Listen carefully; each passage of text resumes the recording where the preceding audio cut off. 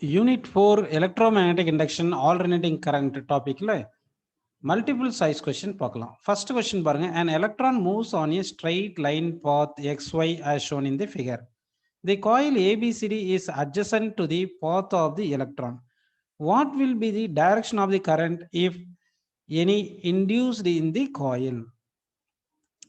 Electromagnetic induction concept use பண்ணி இந்த சம்ம பண்ண போகிறோம். நம்ம ஆக்சுவலாக பார்த்தீங்கன்னா இந்த எலக்ட்ரான் வந்து இந்த காயிலில் வந்து அதாவது இந்த ஒயரில் வந்து எக்ஸ் டு ஒய் போகும்போது இந்த எலக்ட்ரான் மூவ் ஆகுறதுனால it's said to B current equivalent to current இருக்கும். சரிங்களா? அப்போ எலக்ட்ரான் இப்படி மூவ் ஆகிட்டே இருக்கும்போது என்ன ஆகும்னா இந்த ஏபிசிடி லூப்பில் வந்து இந்த எலக்ட்ரான் மூவ் ஆகுறதுனால மேக்னெட்டிக் ஃபீல்டு வந்து ஏபிசிடி லூப்பில் லிங்க் ஆகும். சரிங்களா? இப்போ வந்து நம்ம இங்கே ஒரு பாயிண்ட் எடுத்திருக்கோம் பாருங்க, எக்ஸாக்டாக பாயிண்ட் சிக்கு பிலோ ஒரு பாயிண்ட் எடுத்திருக்கோம் பாருங்க, இந்த பாயிண்ட் பின்னு எடுத்துக்கலாம். இப்போ எலக்ட்ரான் எக்ஸ்லேருந்து பி வரைக்கும் வரைக்கும் என்ன ஆகும்னா இந்த லூப்பில் வந்து ஃபீல்டு வந்து லிங்க் ஆகுறது வந்து இன்க்ரீஸ் ஆகும். இந்த எலக்ட்ரான் மூவ் ஆகுறதுனால தட் இஸ் ஈக்குவல் டு கரண்ட்னு எடுத்துப்போம். அந்த கரண்ட்னால இங்கே ஃபீல்டு வந்து என்ன ஆகும்னா வந்து இந்த லூப்பில் வந்து இன்க்ரீஸ் ஆகும். அடுத்து பில இருந்து ஒய் வரைக்கும் போகும்போது லீவ்ஸ் தி லூப்னு வரும். அதனால field linking with the loop வந்து டிக்ரீஸ் ஆகும். ஃபர்ஸ்ட் எக்ஸ்ல இருந்து பி வரைக்கும் மூவ் ஆகும்போது field linking with the loop increase ஆகுது. ஸோ தட் ஃப்ளக்ஸ் சேஞ்ச் ஆகுது. ஃப்ளக்ஸ் சேஞ்ச் ஆகுதுனால இஎம்எஃப் இன்டியூஸ் ஆகுது. அடுத்து பில இருந்து ஒய் அதாவது லூப்பை விட்டு போகும்போது அவே ஃப்ரம் தி லூப் போகும்போது என்ன ஆகுதுன்னா field linking with the loop வந்து டிக்ரீஸ் ஆகும். அதனால flux linking with the loop change ஆகும். ஸோ தட் இஎம்எஃப் இன்டியூஸ் ஆகும். ஃபர்ஸ்ட் கேஸ்ல இஎம்எஃப் இன்டியூஸ் ஆனதும் செகண்ட் கேஸ்ல இஎம்எஃப் இன்டியூஸ் ஆனது ஆப்போசிட் டைரக்ஷன்ல இருக்கும். ஏன்னா வந்து ஃபர்ஸ்ட் கேஸ்ல வந்து ஃப்ளக்ஸ் வந்து இந்த லூப்ல இன்க்ரீஸ் ஆகுது, செகண்ட் கேஸ்ல வந்து ஃப்ளக்ஸ் வந்து டிக்ரீஸ் ஆகுது. ஸோ தட் வந்து என்ன ஆகும்னா இஎம்எஃப் ஆப்போசிட் டைரக்ஷன்ல இன்டியூஸ் ஆகுதுனால கரண்ட் வந்து என்ன ஆகும்னா டைரக்ஷன் வந்து சேஞ்ச் ஆகும். So the current will reverse its direction as the electron goes past the coil அப்படின்னு நமக்கு வரும். அடுத்த கொஸ்டின் பார்க்கலாம் பாருங்க. Second question, a thin semicircular conducting ring PQR of radius R is falling with its plane vertical in a horizontal magnetic field B as shown in the figure. The potential difference developed across the ring when its speed is V is dash அப்படின்னு question கேட்டிருக்காங்க. இந்த question second question பாருங்க. இப்போ வந்து இந்த ஒரு ஒயரை வந்து இப்படி பெண்ட் பண்ணியிருக்காங்க. சரிங்களா? நமக்கு வந்து இன்டியூஸ்ட் இஎம்எஃப்க்கு ஃபார்முலா வந்து B into L into V. ஆக்சுவலாக பி வந்து வெக்டார், எல்லும் வெக்டார், வெலாசிட்டியும் வெக்டார். அப்போ எல் வெக்டார் இருந்ததுனால shortest distance between point P and R எடுக்கணும். அப்போ shortest distance between point P and R எடுத்தோம்னா இந்த டிஸ்டன்ஸ் எவ்வளோ கிடைக்கும் பார்த்தீங்கன்னா 2r. அப்போ L is equal to 2r அப்படின்னு நம்ம எடுத்துக்கணும். எல் இஸ் ஈக்குவல் டு 2rன்னு எடுத்துக்கணும். ஸோ தட் இஎம்எஃப் என்ன வரும் பார்த்தீங்கன்னா எல் பிளேஸ்ல 2r சப்ஸ்டிட் பண்ணீங்கன்னா B into L plus 2r into V அந்த மாதிரி இருக்கிற ஒரே ஒரு ஆப்ஷன் இந்த ஆப்ஷன் தான் இருக்கு.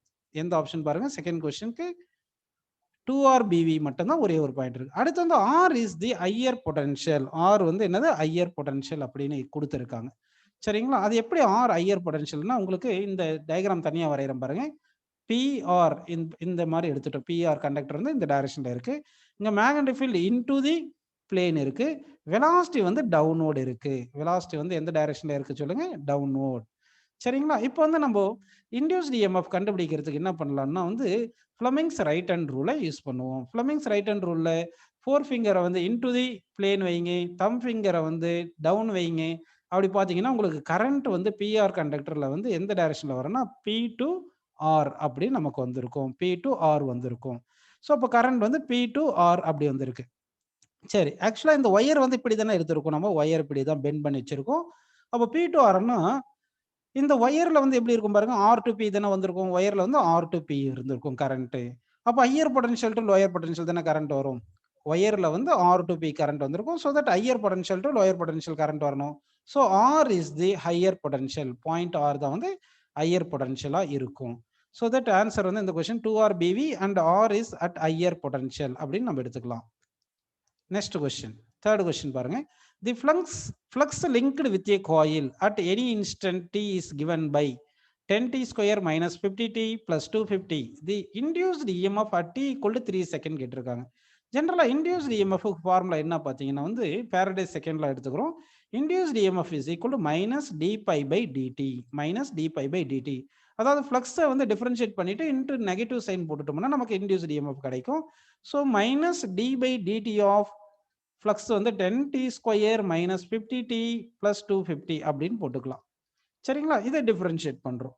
இப்போ டிஃபரன்ஷியேட் பண்ண என்ன கிடைக்குது பாருங்க, மைனஸ்னு போட்டுட்டுமா, 10t ஸ்கொயரை டிஃபரன்ஷியேட் பண்ணா வந்து 20t, மைனஸ் 50t டிஃபரன்ஷியேட் பண்ணா மைனஸ் 50, பிளஸ் 250 இது கான்ஸ்டன்ட், இதை டிஃபரன்ஷியேட் பண்ணா 0ன்னு வந்துடும். இப்போ t ஈக்குவல் டு 3 செகண்ட் கொடுத்துருக்காங்க. அப்போ t வேல்யூ 3 செகண்ட் சப்ஸ்டிட் பண்ணுங்க. Minus into 20 into 3 minus 50. சரிங்களா? 20 இன்ட்டு 3 எவ்வளோ சொல்லுங்கப்போ? 60. 60 மைனஸ் 50 வந்து 10ன்னு வருது. ஸோ மைனஸ் 10 வோல்ட் அப்படின்னு நமக்கு கிடைச்சிருக்கு. ஸோ தேர்ட் கொஸ்டினுக்கு ஆன்சர் வந்து minus 10 volt. Second option correct. When the current changes from plus 2 ampere to minus 2 ampere in 0.05 second, an EMF of 8 volt is induced in a coil. The coefficient of self-inductance of the coil is dash. So coefficient of self-inductance இருக்கிற மாதிரி ஒரு formula எடுக்கலாம் பாருங்க. EMF is equal to minus L change in current by time taken அப்படின்னு எடுத்துக்கலாம். சரிங்களா? EMF equal to minus L into change in current by time taken. Changing கரண்ட்னா final current minus initial current. Final current வந்து பாருங்க minus 2A கொடுத்துருக்காங்க, initial current வந்து 2A கொடுத்துருக்காங்க. So final current minus initial கரண்ட்னு போட்டாச்சு. டிவைட் பை டைம் வந்து 0.05 அப்படின்னு எடுத்துட்டோம். ஸோ இந்த இப்போ என்ன பண்ணலாம்னா இஎம்எஃப் ஈக்குவல் டு மைனஸ் இங்கே மைனஸ் 2 மைனஸ் 4 வரும், மைனஸ் மைனஸ் ப்ளஸ் ஆகிட்டு so L into 4 divide by 0.05 எப்படி எழுதலாம் பார்த்தீங்கன்னா 1/20 அப்படின்னு எழுதிக்கலாம். இந்த 20 மேலே போச்சுன்னா 18 வந்துடும். 4 இன்ட்டு 20 80. இஎம்எஃப் இங்கே கொடுத்துருக்காங்க 8 வோல்ட். இஎம்எஃப் வந்து 8 volt. 8 is equal to L into 4 into 20, இது நமக்கு வந்து 18 கிடைக்குது. So L is equal to 8/80 is equal to நமக்கு 8 கேன்சல் பண்ணுங்க, 10 1/10 வந்து 0.1 unit of L coefficient of self inductance வந்து ஹென்றி. ஸோ தட் இந்த கொஸ்டின் ஃபோர்த் கொஸ்டினுக்கு ஆன்சர் வந்து 0.1 henry. Fourth option correct. The current I flowing in a coil varies with the time as shown in the figure. The variation of induced EMF with the time would be. Actually, EMF-க்கும் கரண்ட்டுக்கும் நம்ம வந்து change in கரண்ட்டுக்கும் relation தெரியணும். So EMF is equal to minus L di/dt. அப்போ வந்து EMF is proportional to negative slope of current time graph அப்படின்னு நம்ம எடுத்துக்கிறோம். சரிங்களா? அப்போ ஃபர்ஸ்ட் பாருங்க, நமக்கு 0ல இருந்து t/4 வரைக்கும் ஸ்லோப் வந்து பாசிட்டிவ் இருக்கு. அப்போ மைனஸ் இன்ட்டு ஸ்லோப் பாசிட்டிவ் எடுத்தோம்னா நமக்கு என்ன வரணும்? நெகட்டிவ் வரணும். அடுத்து ஸ்லோப் கான்ஸ்டன்டா இருக்கிறதுனால இஎம்எஃப் வந்து கான்ஸ்டன்டா இருக்கணும். அப்போ வந்து ஃபர்ஸ்ட் வந்து எப்படி இருக்கணும்? ஸ்லோப் நெகட்டிவா இருக்கணும். சாரி, ஸ்லோப் வந்து இங்க பாசிட்டிவ், இஎம்எஃப் வந்து நெகட்டிவ் இன்ட்டு ஸ்லோப் அப்படின்னு போடுறோம். அப்போ ஸ்லோப் பாசிட்டிவ் தானே. 0 to t/4 செகண்ட் வரைக்கும் ஸ்லோப் வந்து பாசிட்டிவா இருக்கு. இஎம்எஃப் வந்து மைனஸ் இன்ட்டு பிளஸ் வந்து நெகட்டிவ் வரணும். அப்போ நெகட்டிவ்னு இருக்கிற ஒரே ஒரு ஆப்ஷன் வந்து நமக்கு நெகட்டிவாகவும் இருக்கணும், இஎம்எஃப் கான்ஸ்டன்டாக இருக்கணும். ஏன்னா அங்கே வந்து 0 to t/4 செகண்ட் வரைக்கும் ஸ்லோப் வந்து கான்ஸ்டன்டா இருக்கு. அப்போ இஎம்எஃப் கான்ஸ்டன்டா இருக்கணும், நெகட்டிவா இருக்கணும். ஸோ தட் ஃபர்ஸ்ட் ஆப்ஷன் தான் கரெக்டாக வரும். நெக்ஸ்ட் பாருங்க, t/4 to t/2 second slope 0, slope வந்து 0. அப்போ EMF equal to minus into slope 0னால இஎம்எஃப் இன்டியூஸ் 0 வருது. அதுக்கு அடுத்து பாருங்க, t/2ல இருந்து 3t/4 வரைக்கும் இங்க ஸ்லோப் வந்து நெகட்டிவ், இங்க வந்து ஸ்லோப் வந்து நெகட்டிவ்னு வருது. ஸோ ஃபார்முலால மைனஸ் இன்ட்டு ஸ்லோப் நெகட்டிவ் போட பிளஸ் வருது. அதனால இஎம்எஃப் நமக்கு t/2ல இருந்து 3t/4 வரைக்கும் பாசிட்டிவ் வந்திருக்கு. நெக்ஸ்ட் 3t/4ல இருந்து t வரைக்கும் ஸ்லோப் 0, இது வந்து ஸ்லோப் 0 வந்ததுனால இஎம்எஃப் 0 வந்துருது. இஎம்எஃப் 0ன்னு வந்திருக்கு.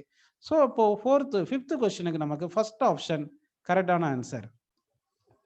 A circular coil with a cross-sectional area of 4 cm square has 10 turns.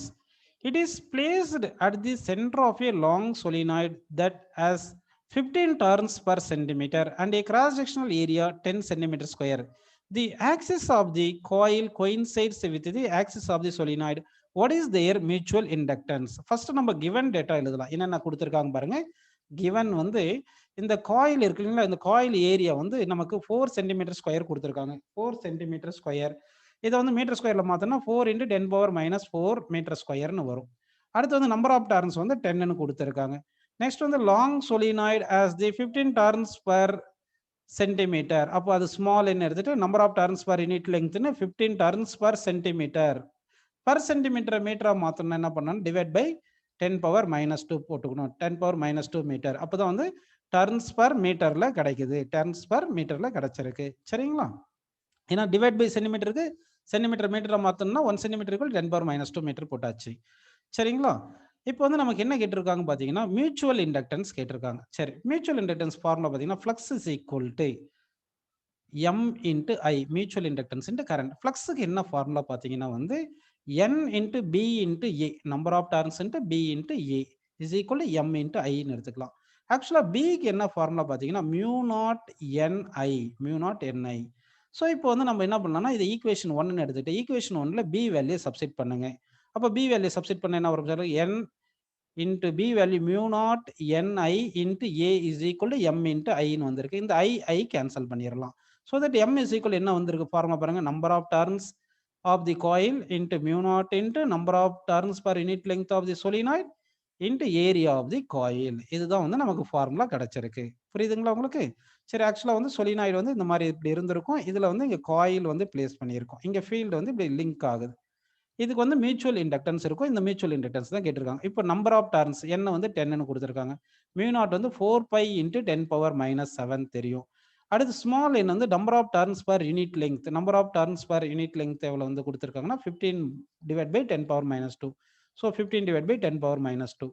Next வந்து நமக்கு ஏரியா வந்து 4 into 10⁻⁻4 கொடுத்துருக்காங்க. ஏரியா வந்து 4 into 10⁻⁻4. So 4 into 10⁻⁻4. ஸோ இது எல்லாமே நம்ம சப்ஸ்டிட் பண்ணோம்னா சால்வ் பண்ணும்போது நமக்கு ஆன்சர் என்ன வரும்னா 7.54 into 10⁻⁻6 ஹென்றி கிடைக்கும். 10⁻⁻6 தான் மைக்ரோன்னு சொல்லிட்டு 7.54 மைக்ரோ ஹென்றி அப்படின்னு நம்ம ஃபர்ஸ்ட் ஆப்ஷன் கரெக்ட். 6th கொஸ்டினுக்கு வந்து ஃபர்ஸ்ட் ஆப்ஷன் கரெக்டான answer. In a transformer, the number of turns in the primary and the secondary are 410 and 1000 and 230 respectively. If the current in primary is 6 ampere, then that in the secondary coil is dash. Actually, வந்து ratio of the current in primary to secondary is equal to inverse ratio of the turns. So number of turns இந்த secondary by number of turns இந்த primary. இதுதான் வந்து formula. சரி, நமக்கு வந்து என்ன கொடுத்துருக்காங்கன்னா கரண்ட் இந்த பிரைமரி வந்து 6ன்னு கொடுத்துருக்காங்க. கரண்ட் இந்த பிரைமரி 6ன்னு கொடுத்துருக்காங்க. அடுத்து நம்பர் ஆஃப் டர்ன்ஸ் இந்த பிரைமரி வந்து நமக்கு 410 கொடுத்துருக்காங்க. நம்பர் ஆஃப் டர்ன்ஸ் இந்த செகண்டரி வந்து 1213 கொடுத்துருக்காங்க. ஸோ இது எல்லாமே சப்ஸ்டிட் பண்ணுவோம். ஸோ நமக்கு கரண்ட் இந்த செகண்டரி தானே வேணும். ஸோ இதை ரீஅரேஞ்ச் பண்ணுங்க. அப்போ IP into NP divide by NS அப்படின்னு நமக்கு கிடைக்கும். ஸோ கரண்ட் இந்த பிரைமரி 6ன்னு எழுதிக்கலாம். நம்பர் ஆஃப் டர்ன்ஸ் இந்த பிரைமரி 410 எழுதிக்கிங்க. Divide by 1230 number of turns இந்த செகண்டரி. இதை நம்ம சால்வ் பண்ணா நமக்கு ஆன்சர் வந்து 2 ஆம்பியர்னு கிடைக்கும். 2 ஆம்பியர் கிடைக்கும். ஸோ 7th கொஸ்டினுக்கு ஃபர்ஸ்ட் ஆப்ஷன் கரெக்டான answer. A step down transformer reduces the supply voltage from 220 volt to 11 volt and increase the current from 6 ampere to 100 ampere. Then its efficiency is dash. Actually, efficiency formula என்ன பார்த்தீங்கன்னா efficiency formula வந்து power in the secondary divided by power in the primary. பர்சன்டேஜில் கேட்டிருந்தா into 100%ன்னு போட்டிருக்கணும். சரிங்களா? பவருக்கு என்ன formula பார்த்தீங்கன்னா வந்து பவருக்கு வந்து பொட்டன்ஷியல் இன்ட்டு கரண்ட். சரிங்களா? So potential in secondary into current in secondary தான் power in the secondary coil divide by power in the primary coil வந்து potential in the primary into current in the primary அப்படி எடுத்துக்கணும். சரிங்களா? நமக்கு வந்து பாருங்க potential in secondary வந்து என்ன கொடுத்துருக்காங்க 11 volt. Potential in the primary எவ்வளோ கொடுத்துருக்காங்க பாருங்க. பொட்டன்ஷியல் இன் தி பிரைமரி வந்து 220 வோல்ட். அடுத்து கரண்ட் இன் தி பிரைமரி வந்து நமக்கு 6 ஆம்பியர் கொடுத்துருக்காங்க. கரண்ட் இன் தி செகண்டரி வந்து நமக்கு 100 வோல்ட் 100 ஆம்பியர் கொடுத்துருக்காங்க. இது எல்லாமே சப்ஸ்டிட் பண்ணலாமா? ஸோ பொட்டன்ஷியல் வந்து 11, செகண்டரியில் கரண்ட் வந்து 100 இருக்கு டிவைட் பை பொட்டன்ஷியல் இந்த பிரைமரி 220, கரண்ட் வந்து நமக்கு பிரைமரியில் 6 கொடுத்துருக்காங்க. இது எல்லாமே நம்ம சால்வ் பண்ணால் நமக்கு ஆன்சர் 0.83 கிடைச்சிருக்கும். சரிங்களா? எஃபிஷியன்சி வந்து 0.83. இதே பர்சன்டேஜில் கேட்டு இருந்தாங்கன்னா 83% அப்படின்னு நமக்கு ஆன்சர் வந்திருக்கும். ஸோ 8th கொஸ்டினுக்கு வந்து நமக்கு 0.83 செகண்ட் ஆப்ஷன் வந்து கரெக்டான answer. In an electrical circuit RLC and AC voltage source are all connected in series. When L is removed from the circuit, the phase difference between the voltage and the current in the circuit is pi/3. Instead, if C is removed from the circuit, the phase difference is again pi/3. The power factor of the circuit is கேட்டிருக்காங்க. இந்த question பாருங்க. இப்போ வந்து என்ன பண்ணலாம், current வந்து இந்த டைரக்ஷன்ல இருக்குன்னு அஸ்யூம் பண்ணிக்கலாம். Potential difference across the resistance வந்து அலாங் தி கரண்ட் இருக்கும். பொட்டன்ஷியல் டிஃபரன்ஸ் அக்ராஸ் இண்டக்டர் வந்து பொட்டன்ஷியல் டிஃபரன்ஸ் அக்ராஸ் இண்டக்டருக்கும் கரண்ட்டுக்கும் 90 டிகிரி ஃபேஸ் டிஃபரன்ஸ் இருக்கும். பொட்டன்ஷியல் டிஃபரன்ஸ் இந்த இண்டக்டர் லீட்ஸ் தி கரண்ட் வரும். அதே மாதிரி potential difference across the capacitor வந்து எப்படி வரும்னா வந்து lags the 90 degree with current அப்படின்னு இருக்கும். இந்த மாதிரி நமக்கு கிராஃப் வந்திருக்கும். இப்போ என்ன சொல்லியிருக்காங்கன்னா, நமக்கு இண்டக்டரை ரிமூவ் பண்ணிட்டாக்கா, இண்டக்டரை ரிமூவ் பண்ணா என்ன சொல்றாங்கன்னா வந்து ஃபேஸ் டிஃபரன்ஸ் 5/3 கிடைக்குதுன்னு சொல்றாங்க. அடுத்து வந்து கெபாசிட்டரை ரிமூவ் பண்ணா ஃபேஸ் டிஃபரன்ஸ் அகைன் 5/3 வருதுன்னு சொல்லியிருக்காங்க. அப்போ வந்து நல்லா கவனிங்க. இப்போ வந்து கெபாசிட்டரை நம்ம வந்து ஃபர்ஸ்ட் வந்து இண்டக்டரை ரிமூவ் பண்ணிடுவோம். இண்டக்டரை ரிமூவ் பண்ணியிருந்தா இண்டக்டர் ரிமூவ் பண்ணி தனியாக டயக்ராம் வரையலாம். அப்போ வந்து பொட்டன்ஷியல் விஆர் இந்த டைரக்ஷன்ல இருந்திருக்கும். சரிங்களா? பொட்டன்ஷியல் அக்ராஸ் கெபாசிட்டர் இந்த டைரக்ஷன்ல இருந்திருக்கணும். அப்போ ரிசல்டன்ட் பொட்டன்ஷியல் மேக்ஸ் ஆங்கிள் இங்க பாத்தீங்கன்னா இது வந்து நமக்கு 5/3 அப்படின்னு சொல்லியிருக்காங்க ஃபர்ஸ்ட் கேஸ்ல. செகண்ட் கேஸ்ல கெபாசிட்டர் இஸ் ரிமூவ்டு. அப்போ கெபாசிட்டர் இஸ் ரிமூவ்டு என்னும் போது என்ன ஆகுன்னா, உங்களுக்கு வந்து கெபாசிட்டர் தனியா ரிமூவ் பண்ணிடும் போது என்ன ஆகுதுன்னா, உங்களுக்கு பொட்டன்ஷியல் அக்ராஸ் ரெசிஸ்டன்ஸ் இந்த டைரக்ஷன்ல இருக்கு, பொட்டன்ஷியல் அக்ராஸ் இண்டக்டர் வந்து இந்த டைரக்ஷன்ல இருக்கும். அப்போ ரிசல்டன்ட் வந்து இருக்கு இல்லையா, ரிசல்டன்ட் பொட்டன்ஷியல் இருக்கு இல்லைங்களா, அந்த ரிசல்டன்ட் பொட்டன்ஷியல் மேக்ஸ் ஆங்கிள் 5/3. அதாவது ஃபர்ஸ்ட் கேஸ்லயே ரிசல்டன்ட் ஆங்கிள் மேக்ஸ் 5/3, பட் இது நெகட்டிவ் 5/3, இங்க வந்து பாசிட்டிவ் 5/3 அப்படின்னு இருக்கு. இப்போ இங்க நல்லா கவனிங்க, இது வந்து ஹைப்போடினஸ் மாதிரி எடுத்துக்கங்க, இது ஆப்போசைட் மாதிரி எடுத்துங்க. அப்போ VL எவ்வளவு வருது பாருங்க, VL is equal to V sin 5/3. 5/3 வந்து நமக்கு 60 டிகிரி, sin 16 கிடைக்குது. சரிங்களா? இப்போ கெபாசிட்டர் ரிமூவ் பண்ணும்போது, இதே இண்டக்டர் ரிமூவ் பண்ணும்போது அப்போ வந்து இந்த ஆங்கிள் டீட்டான்னு எடுத்துட்டீங்கன்னா ஹைப்போடினியஸ் தான் வந்து ரிசல்டன்ட் அப்படின்னு எடுத்துக்கிங்க. V ரிசல்டன்ட்னு எடுத்துக்கிட்டீங்கன்னா பொட்டன்ஷியல். அப்போ VC இஸ் ஈக்குவல் எவ்வளவு வரும் பார்த்தீங்கன்னா V sin 5/3, V sin 16 கிடைக்குது. ஸோ இதுல இருந்து நமக்கு என்ன புரியுது பார்த்தீங்கன்னா, potential across capacitor is equal to potential across inductor வருது. அப்போ potential across capacitor, potential across இண்டக்டர்னா ஃபர்ஸ்ட் டயக்ராம்ல பாருங்க, ஃபர்ஸ்ட் டயக்ராம்ல potential across inductor and potential across capacitor equal and opposite, so cancel ஆயிருது. ஸோ அப்போ பொட்டன்ஷியல் இந்த ரெஜிஸ்டரும் கரண்ட் ரிசல்டன்ட் பொட்டன்ஷியல் வந்து நமக்கு எப்படி வரும்னா ஈக்குவல் டு பொட்டன்ஷியல் இந்த ரெசிஸ்டன்ஸ் வருது. அப்போ ரிசல்டன்ட் பொட்டன்ஷியல் இந்த டைரக்ஷன் ஆஃப் கரண்ட்னு வருது. ஸோ தட் ஃபேஸ் டிஃபரன்ஸ் இங்க என்ன வரும்னா ரிசல்டன்ட் ஃபேஸ் டிஃபரன்ஸ் வந்து நமக்கு 0 டிகிரின்னு வரும். நமக்கு பவர் ஃபேக்டர் தானே கேட்டிருக்காங்க. ஆக்சுவலா பவர் ஃபேக்டர் வந்து cos π, பவர் ஃபேக்டர் வந்து cos π, π வந்து 0. So cos 0 is equal to 1. So power factor for this question is 1 is option C கரெக்டான answer. In a series RL circuit, the resistance and inductive reactance are the same. Then the phase difference between the voltage and current in the circuit is. Current direction la தான் வந்து potential across resistance இருக்கும். Potential difference across inductor வந்து leads 90 degree with respect to current னு வருது. சரிங்களா? இப்படின்னு இருக்கு. இப்போ வந்து இங்க என்ன சொல்லியிருக்காங்கன்னா வந்து நல்லா கவனிங்க, ரெசிஸ்டன்ஸ் அண்ட் இண்டக்டிவ் ரியாக்டன்ஸ், அதாவது resistance XR is equal to XR கிடையாது, இது XL. Inductive reactance is equal to resistance அப்படி சொல்லியிருக்காங்க. போத் சைட் கரண்ட் மல்டிப்ளை பண்ணுங்க. So I into XL is equal to I into R கிடைக்குது. I into XL தான் அது potential across inductor, that is equal to I into R தான் potential across resistance. அப்போ potential across இண்டக்டரும் potential across resistance ஈக்குவலா இருக்கிறதுனால resultant potential எப்படி இருக்குன்னு சொல்லுங்க. Resultant potential should make 45 degree.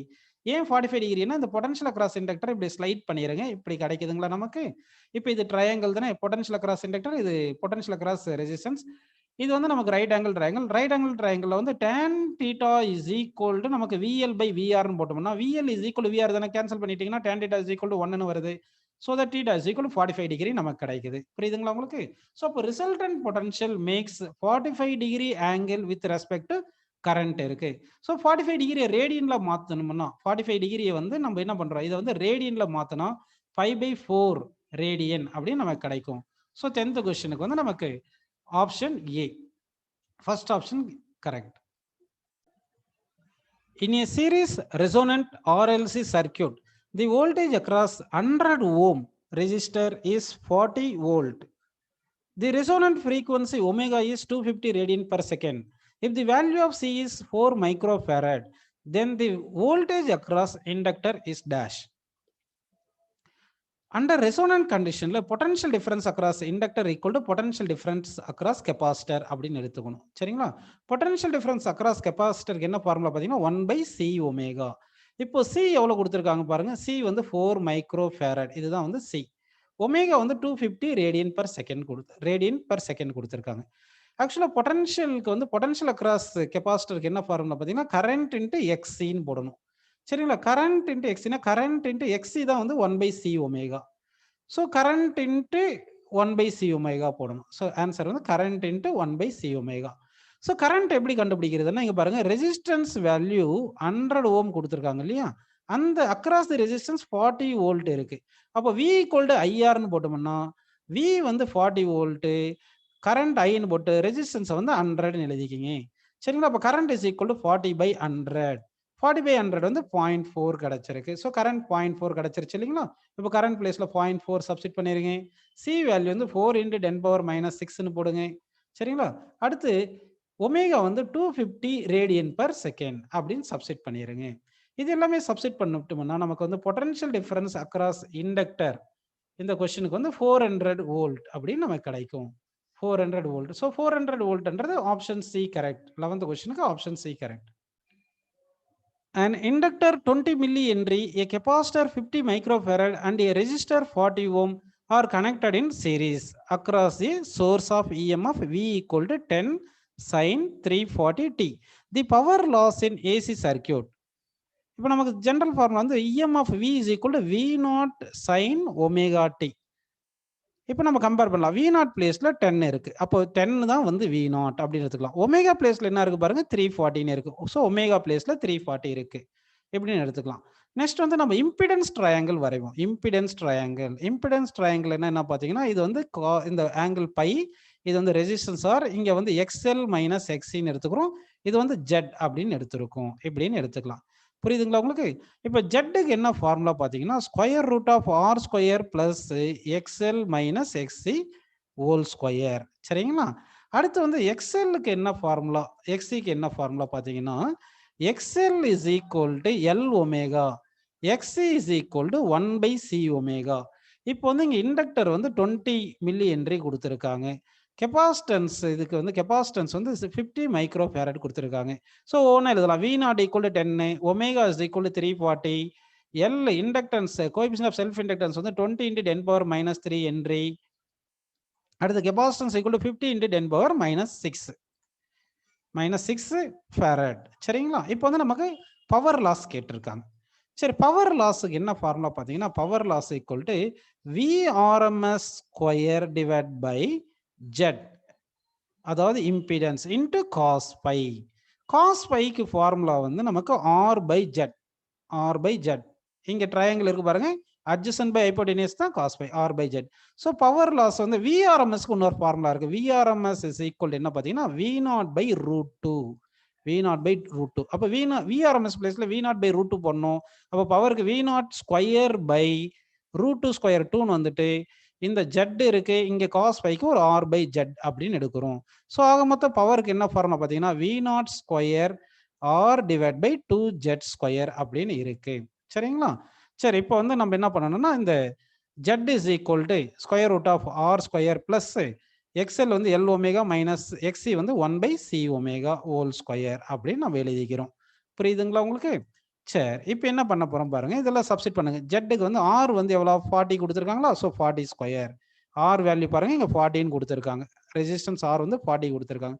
40 square plus L எவ்வளோ கொடுத்துருக்காங்க பாருங்க. எல் வந்து 20 × 10⁻³ இன்ட்டு ஒமேகா வந்து 340 மைனஸ் 1/C ஒமேகா. சி வந்து எவ்வளோ பாருங்க 50 × 10⁻6, 50 × 10⁻6 இன்ட்டு ஒமேகா வந்து 340.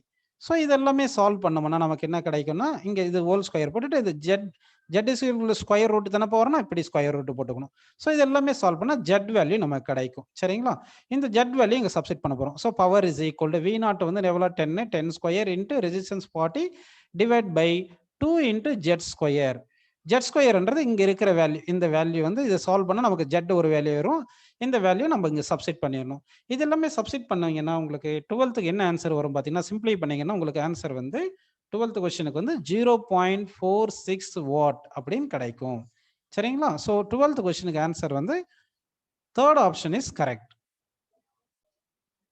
The instantaneous values of alternating current and voltage in a circuit are I is equal to 1 by root 2 sin 100 pi t ampere, V is equal to potential 1 by root 2 into sin 100 pi t plus pi by 3 volt. The average power in watts consumed in the circuit is average power consumed.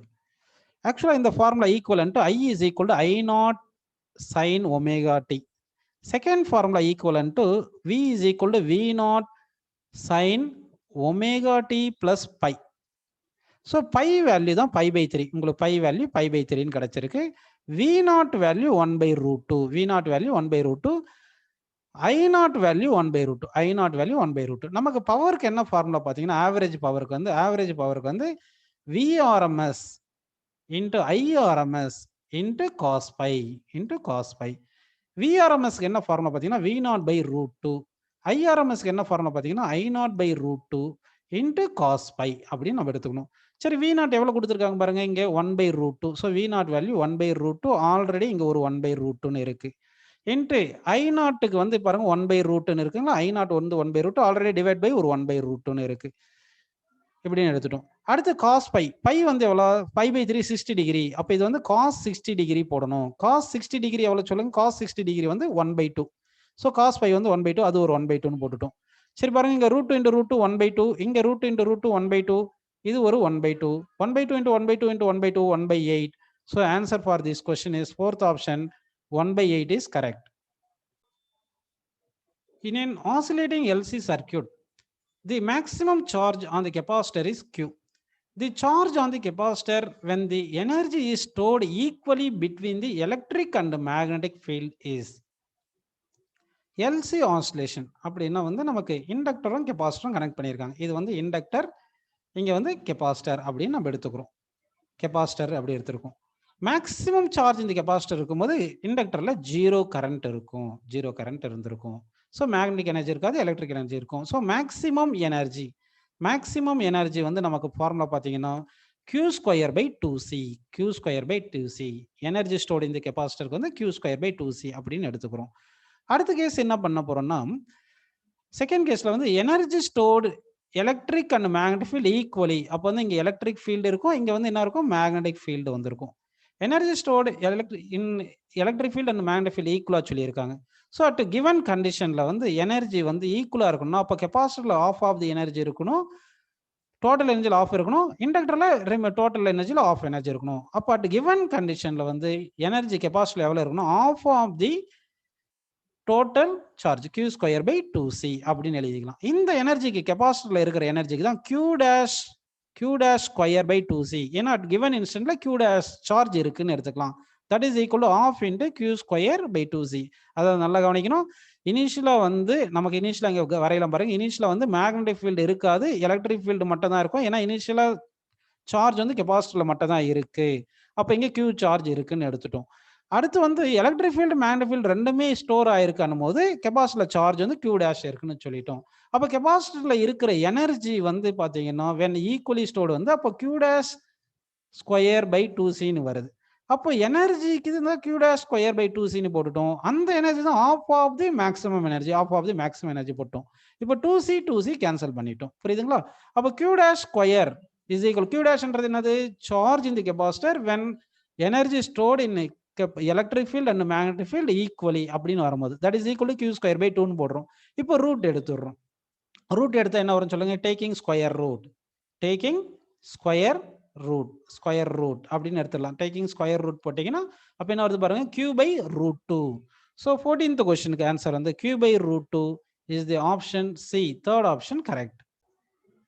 20 by pi square Henry inductor is connected to a capacitor of capacitance C.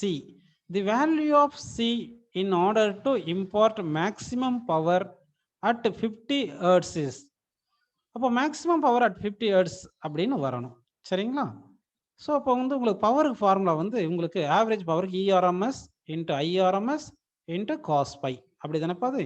சரி, அப்போ power maximum இருக்கணும், cos pi maximum இருக்கணும். Maximum value of cos pi வந்து 1.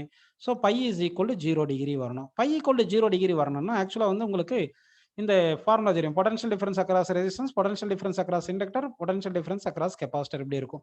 Potential difference across inductor capacitor ஈக்குவலா இருந்தா தான் cancel ஆயிரும். அப்ப ரிசல்டன்ட் பொட்டன்ஷியல் கரண்ட் டைரக்ஷன்ல வந்துட்டு அப்போ வந்து phase difference between potential and current 0ன்னு வரும். அப்படின்னா இந்த கேஸ்ல வந்து potential difference across inductor equal to potential difference across capacitor இருக்கணும். அப்படின்னா I into XL potential difference across inductor வந்து I into XL, potential difference across capacitor வந்து I into XC. I cancel பண்ணிட்டோம்னா XL is equal to XC ன்னு வரணும். XL formula வந்து L omega, XC க்கு formula வந்து 1/C ஒமேகா அப்படின்னு நம்ம எடுத்துக்கிறோம். சரிங்களா? இப்போ இது கொஞ்சம் ரீஅரேஞ்ச் பண்றோம். C தானே வேணும். C is equal என்ன பண்ணலாம்? 1/L ஒமேகா, ஆல்ரெடி ஒமேகா இருக்கிறதுனால L ஒமேகா கீழே வந்துட்டு L omega into omega, omega square. அப்போ ஒமேகாக்கு என்ன ஃபார்முலா சொல்லுங்க? Omega equal to 2πf. Omega equal to 2πf. F value எவ்வளவு கொடுத்துருக்காங்க? 50 ஹெர்ட்ஸ்னு கொடுத்துருக்காங்க. எல் வேல்யூ பாருங்க 20/π² கொடுத்துருக்காங்க. ஸோ இதெல்லாம் சப்ஸ்டிட் பண்ணலாம். 1/L வேல்யூ வந்து 20/π² போட்டுக்கலாமா? ஒமேகா வேல்யூ வந்து 2πf பண்ணும். ஸோ 2π இன்ட்டு 50, எஃப் வந்து 50 ஹோல் ஸ்கொயர் அப்படின்னு போட்டுக்குங்க. இப்போ 1/20 டிவைட் பை π² இன்ட்டு 2 ஸ்கொயர் வந்து 4, π² வந்து π இன்ட்டு π² 50 ஸ்கொயர் அப்படின்னு போட்டுக்கலாமா? இந்த 5² கேன்சல் ஆயிருது. சரிங்களா? இப்போ இதை வந்து சிம்பிளை பண்ணணும். இதை சிம்பிளை பண்ணீங்கன்னா உங்களுக்கு 5 மைக்ரோஃபேரட் அப்படின்னு கிடைக்கும். கெபாசிட்டன்ஸ் வந்து எவ்வளவு கிடைக்கும் பார்த்தீங்கன்னா 5 மைக்ரோஃபேரட்னு கிடைக்கும். ஸோ தட் 15th கொஸ்டினுக்கு ஆன்சர் வந்து 4th ஆப்ஷன் கரெக்டான ஆன்சர்.